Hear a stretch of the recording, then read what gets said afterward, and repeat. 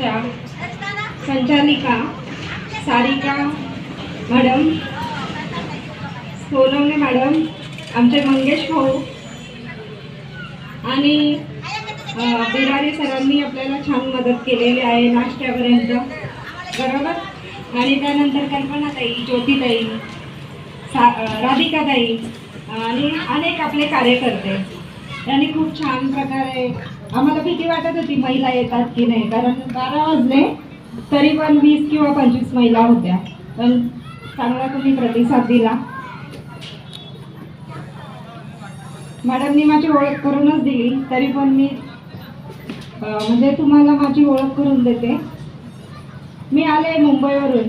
माझं नाव आहे विद्याताई गडाख. 20 वर्षापासून सामाजिक कार्य करते.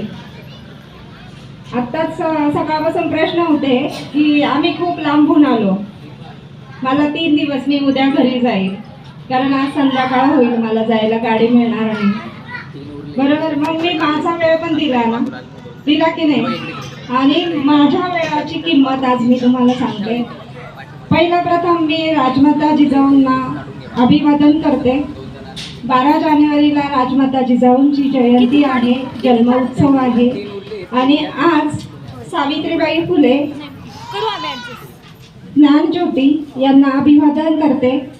आणि आज खरंच हा पवित्र दिवस आहे आणि स्त्री शक्तीची जागृत प्रत्येकामध्ये झाली पाहिजे. मला फक्त विषय दिलेला आहे, पण मी विषय थोडासा घेणार आहे स्त्री शक्तीबद्दल. की मी ग्रामीण विभागामधलीच होते. वावी सिन्नर तालुक्यामध्ये माझं माहेर आहे. शिक्षण कमी होतं. आता आलो आपण शिक्षणाच्या पायाकडे.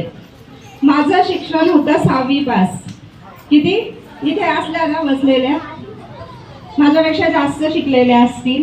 मी BA कंप्लीट केलं. मी सावित्रीबाईंचं स्वप्न पूर्ण करण्यासाठी खूप संघर्ष केला, कारण काहीच कळत नव्हतं, परिवाराचा बोज होता. पण मला डिग्रीची गरज होती, कारण मी सामाजिक क्षेत्रामध्ये कुठे जायचे तर मला शिक्षण सांगायला लाज वाटत होती. किती महिलांना पुढे शिकावंसं वाटतं.